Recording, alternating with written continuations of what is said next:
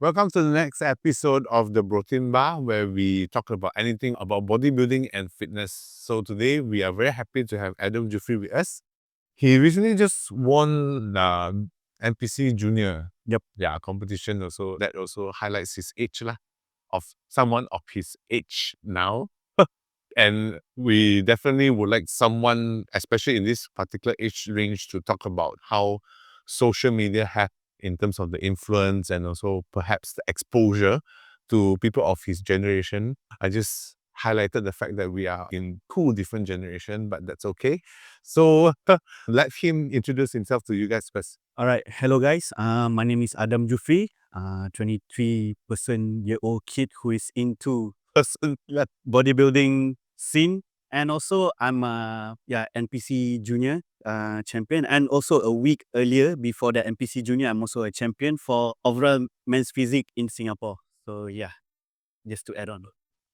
Full credentials proving that he is qualified to talk about this topic. Yeah, so basically we are having him here to talk about how social media plays a role in influencing the generation in terms of their decision, the perception of aesthetic when it comes to bodybuilding also. For us, last time we don't get that kind of accessibility, right? We don't have the Instagram, we don't have the YouTube content as much compared to what we have now.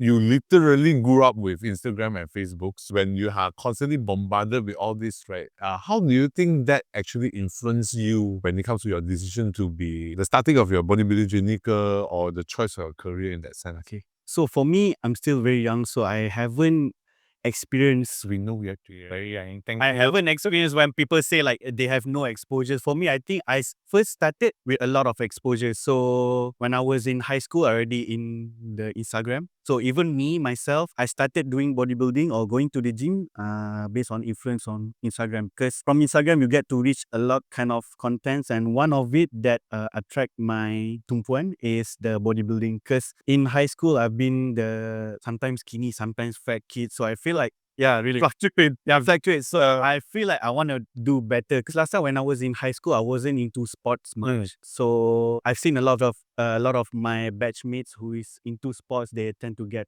to talk to a lot of girls and everything. So I don't have that vanity factor. yeah. So that is why I started doing gyms and everything. So yeah, I started from Instagram. So yep, I think social media really influenced me a lot. Who was the first that few that actually you follow, especially when you're starting at that? Do you remember? I think I do. There's this one. My very first fitness influencer that I followed was, I cannot really remember his name, but he's a Singaporean. He's doing calisthenic workouts. Because last time when I was in high school, a lot of people tell us like, oh, budak bawah 17 tahun cannot go to the gym. Because like, if you go to the gym, You will stay short you're forever. gonna stay short. So I think like, oh, maybe if I start doing push-up, it's okay lah. Maybe after 18, after my SPM, then only I go to the gym. So I first started doing calisthenic, follow this one fitness influencer from Singapore. I cannot remember his name. Okay. At that time, he was not that big, but he got that, like a bit of chest, a bit of abs. So I was like way below that. I was like very skinny. So I wanted to be like him, but now most probably I'm 3 times bigger than him lah. Kidding, sorry. Also, credential shots. Okay, Ken. So yeah, that is the one of the first person that I followed. And then, if I'm not mistaken, I've also watched a lot of YouTubes too. Oh, like what kind of content? Just curious. Also fitness influencers. If I'm not mistaken, Atlin X. Atlin X. He's still going strong. Jeff Cavalier. Thank you so much. Yes. I followed him, and also one more, How to Beast. Oh, we're not familiar with that one. Okay. Yeah, these two lah. Okay. So that actually sort of like influenced you in that sense to get started in the bodybuilding scene. Yeah, at first, not really bodybuilding. At first, I just started doing this just because to look good, not for aesthetic purpose, not really for bodybuilding or like to compete or anything. So yeah, when I first reached to the level where I think like, okay, now I start to look a bit muscular. So then I start to go to the gym and everything. I start to surround myself with people who used to compete and Going in the same direction. aware of, actually they are ex-bodybuilders. Oh, okay. So they are more aware of this bodybuilding stuff. So I always ask them like, how can I be bigger like you? And let's say if I'm big, if I'm as big as you, can I go to competitions too? Because at first really competition wasn't really my intention at all. Yeah, what made me feel like going into competitions when I feel like my body is like, I think my body can go lah. So that's why I think I want to try to compete. And also social media influence, because I've seen a lot of these athletes, they have like a good life. I mean, in terms of their financially, because they are doing this coaching business, like personal training business. I start to feel like, oh, actually doing this also can make you money. Yeah, at first I'm really a traditional kind of person, or you go to work, office job, go back home, then only you can make money. Now, I think because also of the influence of social media, the world is like transitioning into like any kind of stuff also you can make money. I think even sleep also you can make money. Oh yes, people do live streams sleeping and actually Can make get money. donation. Yeah. So that is what changed me from being just to look good for aesthetic purpose to try Fully devote to this goal. into bodybuilding competitor. So when did you transition that time? Do you remember? Actually, when I first started to plan to compete when I was, it was in 2019. But halfway, I only did halfway. No, not 2019, 2021. 2021. That time was after COVID. So I tried approach to this one coach. I only did halfway through and I cheat a lot. Then I feel like, I don't wanna. I think bodybuilding is not for me.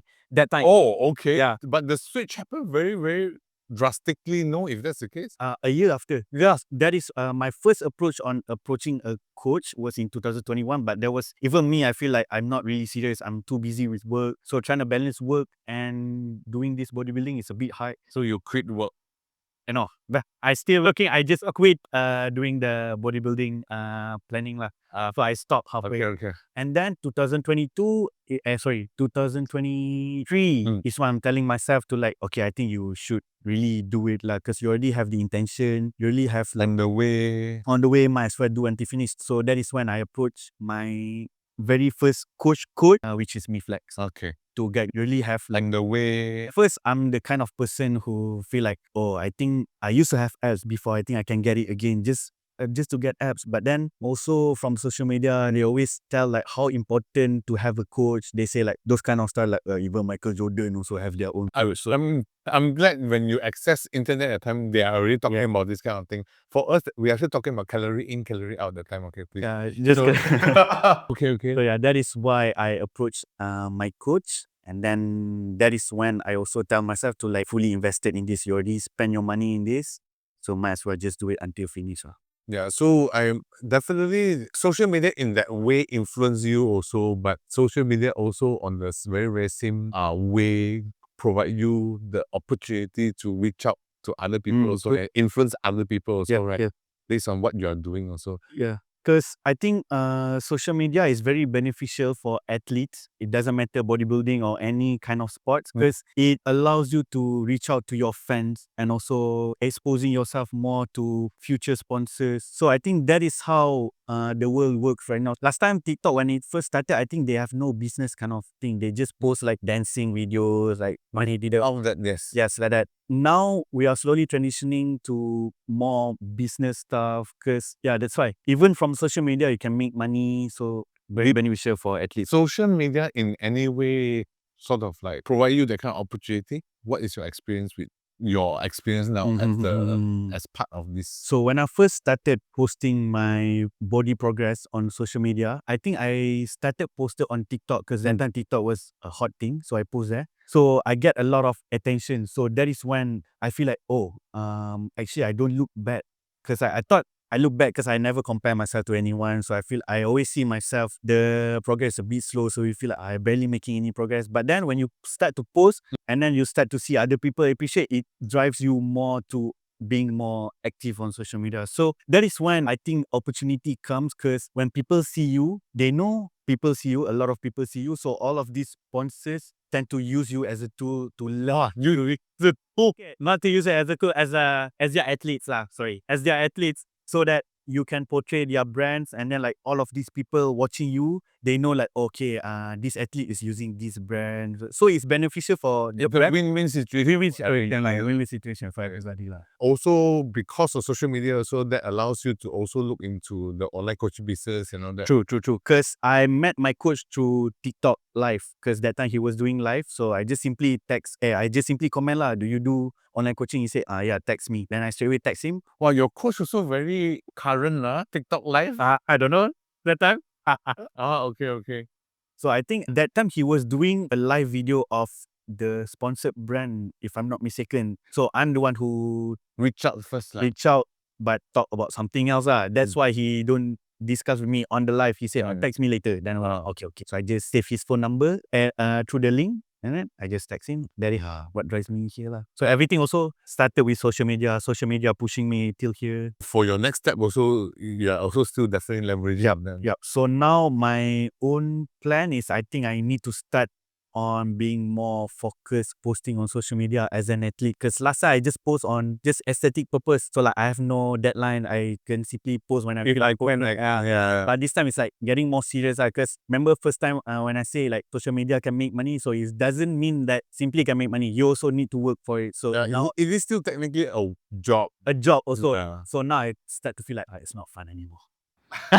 Kidding. No, at the end of the day, it's still a platform. At the end of the day, it allows you to reach people. Yeah, Vice versa, people can reach you. Yeah. And you need to do your part so that when you, like, for example, you were saying, when people share content, they share value, they share knowledge, like the Athlete X and all that, you then get to know them, you learn more and engage, and thereby the community as a whole help each other to grow also, right? I suppose at the end of the day, social media is really depends how you use it. But do you feel, of all the positive things aside, do you feel in any way social media negatively impacted you before? Or Actually a lot. you've seen it on other people? Seen it on another people, I'm not really sure.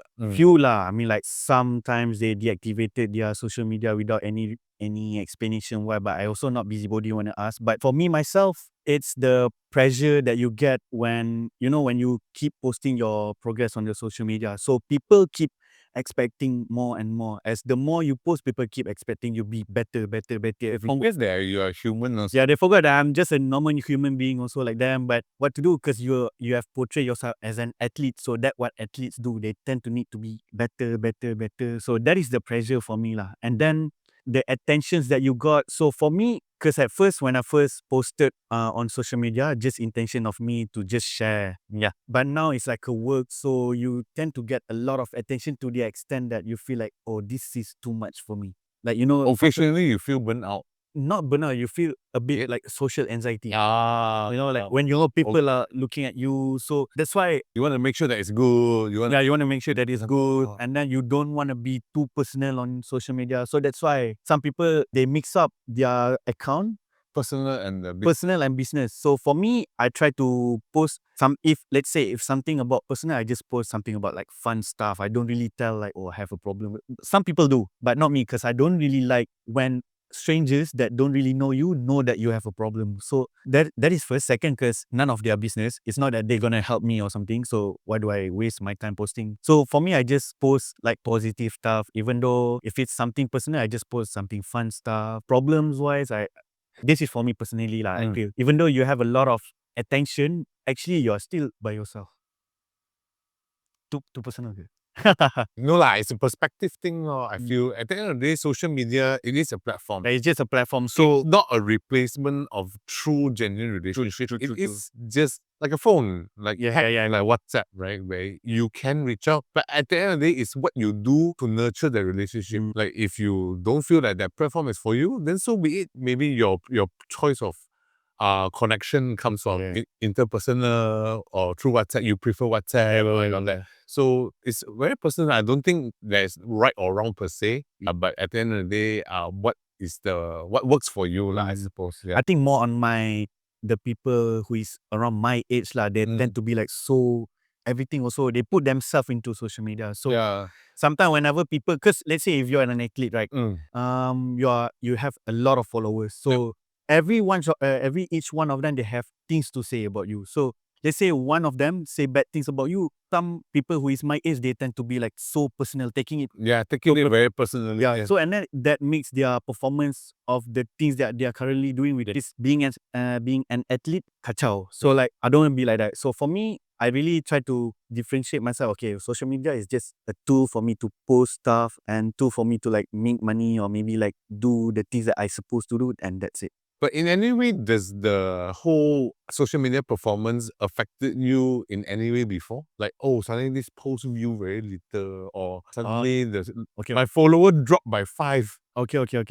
Does it impacted you in any way before? For me, not really. But one thing that my family and also my girlfriend realize is I always spend my time on the phone checking like, oh, how many viewers have checked my videos, and then they always catch me like being on the phone lah. So I think that is the thing that I need to control because I think it's a bit unhealthy. I try to manage myself. Just use the phone to post your work and that's it. But also a bit hard lah because I think going on with that. Enquiries and all that also come from Yeah, there. So true. there are certain level of attention. Yeah, true. But sometimes I also the one who is over giving the attention to the phone. Like, because it's rewarding, right? Like, oh, I post this, wow, 10,000 I like to see it. So I think that is the problem because I like to see it. Yeah. I don't know. Yeah, that is the conversation that we have to have, and also to decide what is the level or boundaries that we have on that. Yeah, true. The truth is, at the end of the day, what's behind the social media account or the life behind social media, it's all human, right? You still have to go through the grind, you still have to go through the training and all that. And usually you don't show that. It's very boring, right? Exactly. It's all very static. Like if one say about meal prep, you show people you eat what for the day, it's the same. Yeah. Nobody wants to watch it. Yeah, I only post if like my food decoration looks good. That is the only time I post. Also, you get to cheat that time, then Yeah, I get to see they that. also feel like, sama je. Yeah, that is why I say I'm also a normal human being. Makan je lah. But then most of the time you don't eat like that. Yeah. So I guess sometimes people also get carried away because they didn't see the full picture, right? Yeah, true. Yeah, so I think it's also very important for people to remember that at the end of the day, behind the camera, the grind is still real. Yeah. You still have to put in the hard work, and consistency is the key to the whole thing. Yeah, still a normal human being. Because why would I post on social media or I just cried on the treadmill saying like I don't want to do this anymore because it's not fun to watch. You're an athlete, so you need to have a certain image. So you need to control the image. But still, behind the camera, you're just a normal human being. You also feel burnout. You also feel like giving up. It's the same thing lah. Yeah, the thing is sometimes we just need to give a bit of a reminder to people also, like at the end of the day, you see, Like more awareness. yeah, both sides also. It's just human lah. We need to give grace in both also. True. Yeah. Okay. So thank you for coming. So we are happy to have Adam with us to talk about social media and the influence. I think we take it for granted also lah. A lot of times when it comes to social media, it's so convenient for us to just go inside, then you compare yourself with other people. Wow, they are so shredded. Wow, they are so big. Oh, their shoulder is bigger than mine. So you get easily carried away. True. Yeah, so we need to be reminded that at the end of the day, the consistency, the commitment is still What the most matters. important lah. Yeah, and we need to make sure we don't get too carried away from that. Gentle reminder for the younger people out there. So thank you. So stay tuned to the next episode of the Brotein Bar.